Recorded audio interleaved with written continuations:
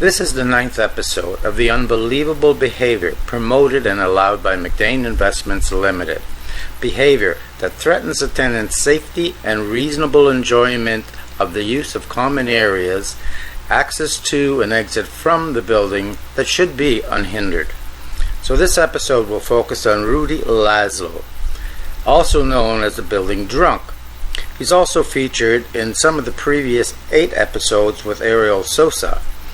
And since he is also recorded doing drugs, maybe we should upgrade him to substance abuser? But as he's best known as the drunk, and the facts provided has Rudy showing himself as such, we'll stick with the term building drunk for now. To provide you all with a quick background as to why these Kodak moments are being shared, we have to start with Ariel Sosa. Now, Ariel Sosa is not a bright man by any stretch of your imagination. So Andy gave him a mandate to do what he has to do to select the tenants, those being the tenants that have lived here prior to the change of the Landlord and Tenant Act that allows a landlord to charge whatever he pleases should a unit become vacant. As many tenants and employees of Andy's are fully aware, Andy's only motivation is money, without regard to other sections of the Act regarding tenants' rights. Of course, Ariel's motivation is ass-kissing, no intelligence required. You can watch the first 8 episodes for a clearer appreciation of ass-kissing. Now, Ariel was not the first superintendent to be provided with such a destructive mandate. His predecessor, Helen Ball, was actually the first that I know of. She was also the first to tell me of such a mandate that Andy Catronas provided. However, Ariel took this mandate to a whole new level, one of aggression, intimidation, and even physical violence. Here's an example. A tenant with over 20 years of residency in this building wanted to talk to Ariel about an issue she had.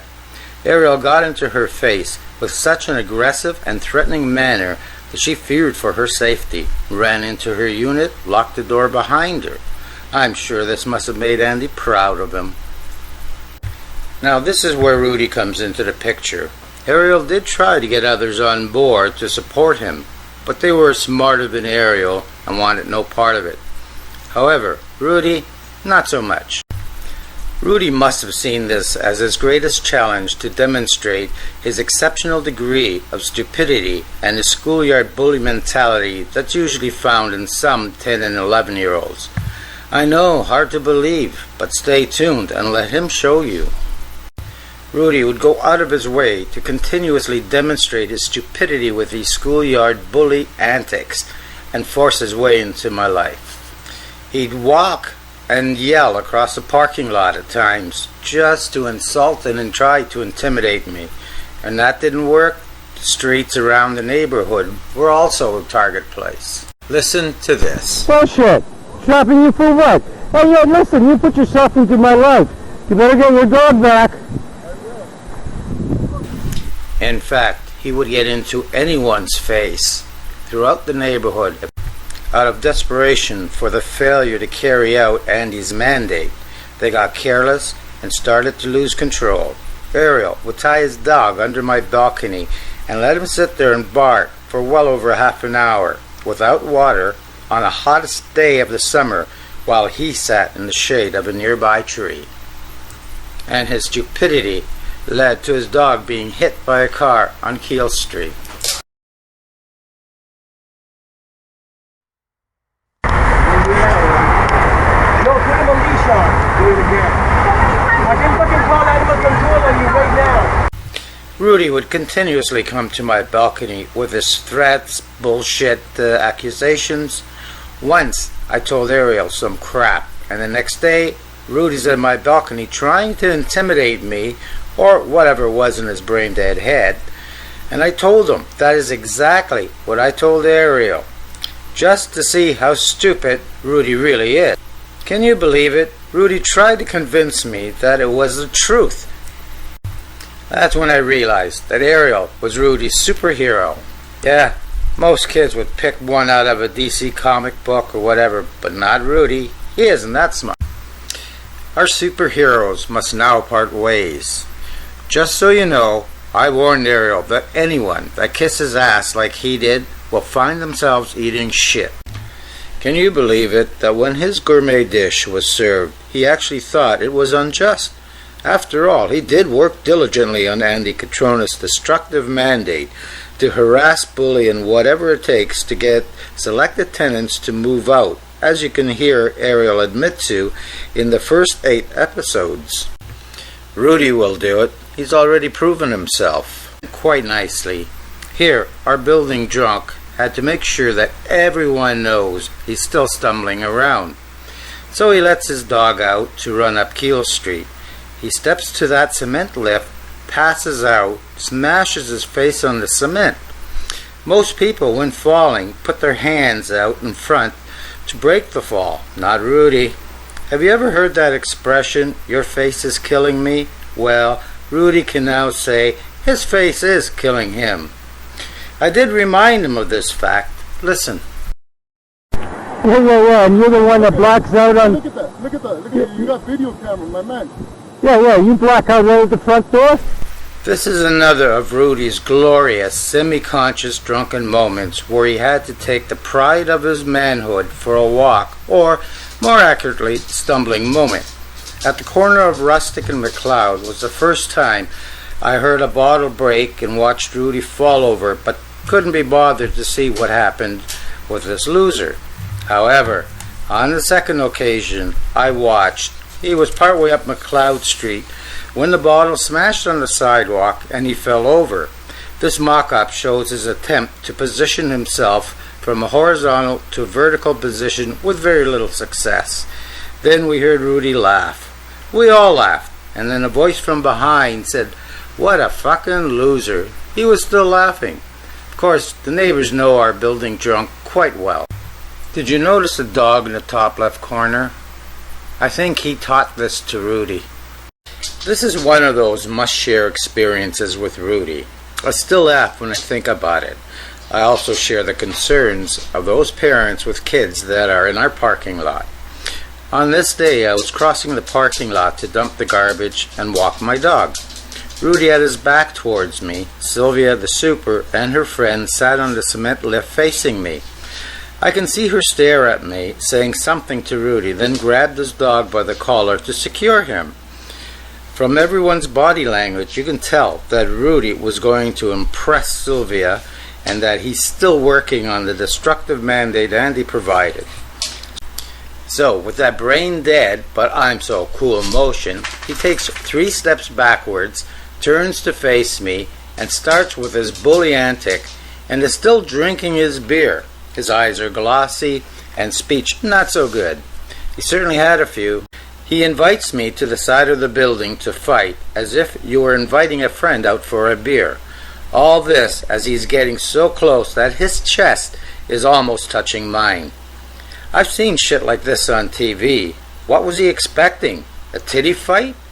I was ready to burst out laughing, but made him look and feel foolish, and he started to step around as if he was in a square dance. Even his continued attempts to insult me just made him look like a bigger ass. He is aware that the spectators are aware, so he walks to his car, pulls out a string of beers and cans, and pours another one into his mouth.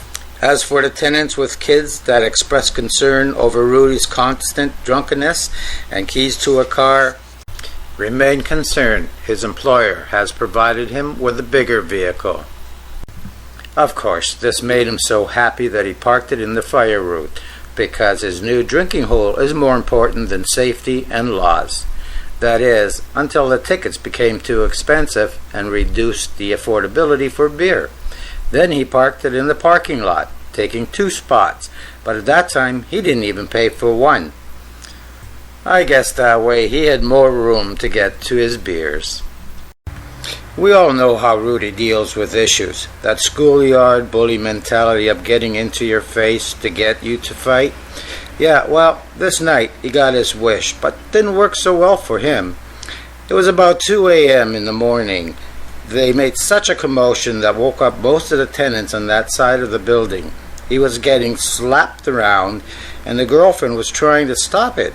Eventually, Rudy tucked his teeny weeny between his legs and ran south along the front of the building into the parking lot. The girlfriend took a few steps forward to watch him run till he was out of sight.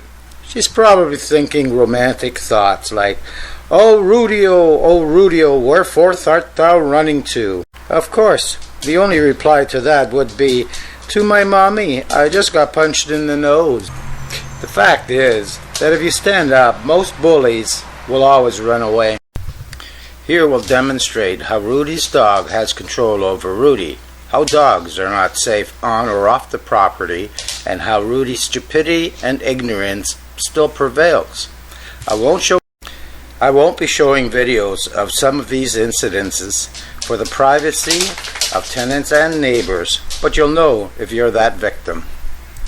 It started when Rudy kept telling his dog to attack mine in a continued effort to support Ariel with his mandate as provided by Andy. Then the attack started, and over time the dog attacked any dog it wanted.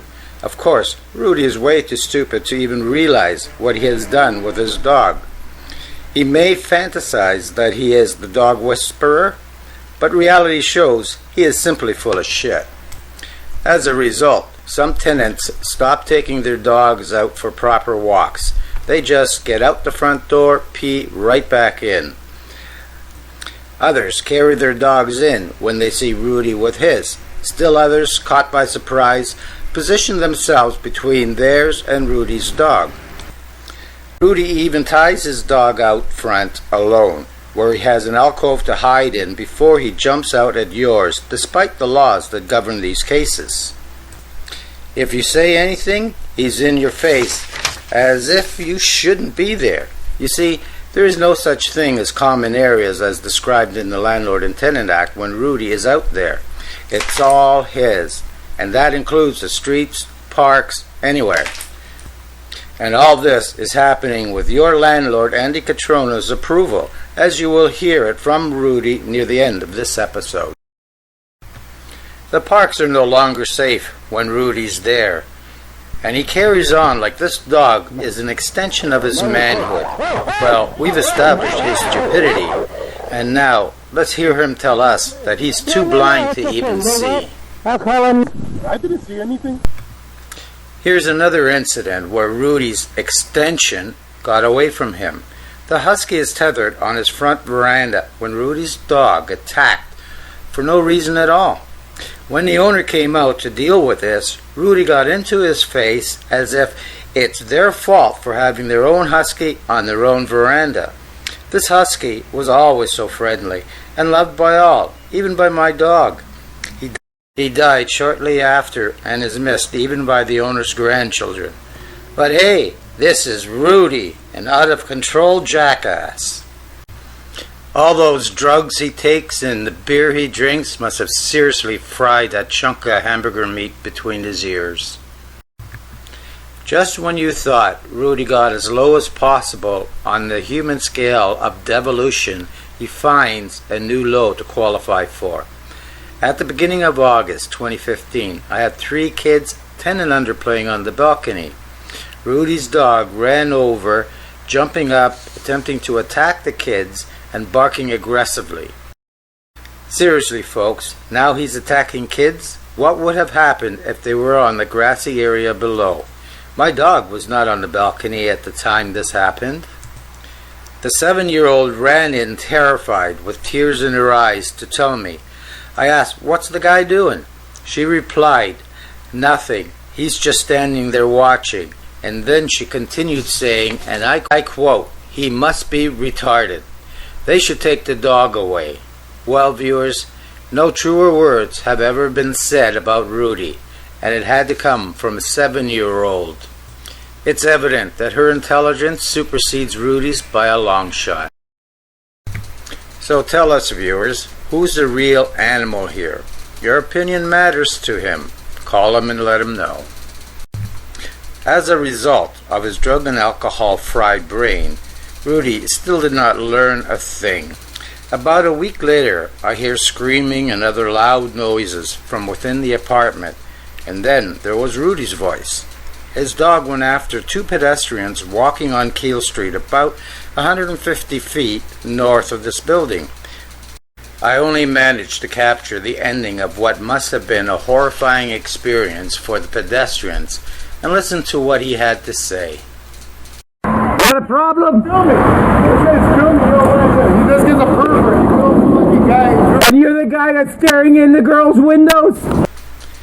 No words of comfort or apologies to the pedestrians, just yelling that I'm a pervert for trying to record this event. Well, Rudy knows all about perversion.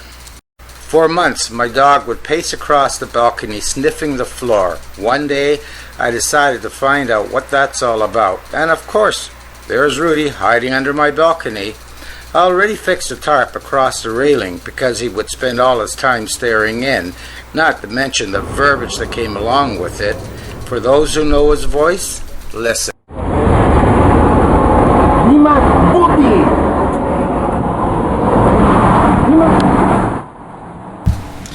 On June 14, 2015, when they called the cops and reported that I cleaned my balcony and they have an issue with it, of course, when the dog pees, I wash it down with water just like any other pet owner. As I said then, if you don't want pee in your face, then don't put your face under my dog's ass and stop hiding under my balcony to see and hear what I'm doing. After all, not all of us share the same pride as Rudy in wanting to live in our shit. Unlike Rudy, we do clean up after our dogs.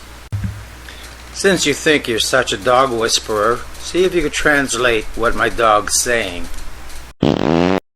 Still there? Here's what I see as the highlight of Rudy's perversion. After several tenants were cautioned for privacy and safety reasons, I was informed that Rudy was finally caught staring into tenants' bedroom windows early one morning. When he was talked to about this peeping into other tenants' windows, of course, he didn't take it well. One might think the first reaction or response would be one of denial. Nope, not Rudy. He got into the super's face with a schoolyard bully mentality, as if it was his God-given right to do so. No wonder he's so excited getting to work. For this disciplinary talk, the super was rewarded with pounding on his apartment door in the early hours of the morning as Rudy went to work, and dog pee on the floor of a hall that's only shared by Rudy and the super. Now everyone knows what Rudy does for a living. Knowing that he has now lost control of another one of his extensions? Would you let somebody like him into your home or place of business? One day his kid's going to find out about this, and what's he going to say? Keep your curtains closed, your doors locked, and what are you going to do about it? Of course he will. Before Rudy puts closure to this episode, you need to see this one. It's the tell-all. Now, Rudy is aware this is happening, and it's coming as I told him in May.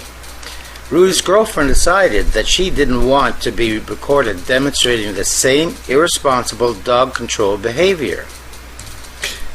She runs in, must have talked to Rudy, and then knocks on the super's door to tell him to put a stop to it. Seriously, people, what was she thinking? After all, he is the one that they're causing a lot of grief for. And now he's expected to help them? I'm not sure what all was said, but my response would have been, "Do I look like your mother?" With that major blow to her ego, she went back to Rudy, must have talked about it, and in their infinite lack of wisdom, decided to call the police. Now, Rudy has been down this road before and could have saved her this embarrassing ordeal. But then, why should he be the only one that looked foolish to the cops? So the cops came, and after talking to them, they talked to me to see what's happening. I told them that every time I talk to animal control and the cops, that at the end, they all say, "Well, it's your word against theirs," and that I should take pictures. Then, with disbelief in their voice and facial expression to match, they said they were told that, simply put, management approves of their conduct and behavior, as if they were lied to. I responded by saying, yes, that's true. Now they're more shocked than before. After all, what fools would take on such a liability? The conversation continued, with me telling the cops a lot of the events that you have just seen. The hiding under the balcony, getting dog pee in your face, the smashing of your face on the cement lift, and other drunken and unruly events. The most interesting here is the very fact that they break the laws, get recorded doing so, and then call the cops. Definitely shows a high degree of stupidity from both of them. The cops left my place laughing. I'm not sure what they said back to Rudy and his girlfriend, but when they left the building, I could see they still appeared to be laughing. I guess Rudy made their day. And in closing, Rudy would just like to say, well, give him a few minutes. He's going to smoke his dope here. Yeah. Won't be long, couple of puffs. He'll put it out, put the rest in his pocket for the morning. Okay, there we go. Now, for the superintendent, don't put your shovel away too soon. And for the girlfriend, he'll promise to keep you looking foolish. Maybe next time you would rather ask for the shovel. For animal control, well, he's going to prove that you're no more effective than that of a registration collection agency. For the employer, well, in his most famous words, what are you going to do about it? Everyone else knows. Poor cops, well, they tried hard to give him the best advice with a straight face, but he'll let the dog do his talking. And there you go, folks. He's going to wave a good day to all. Enjoy.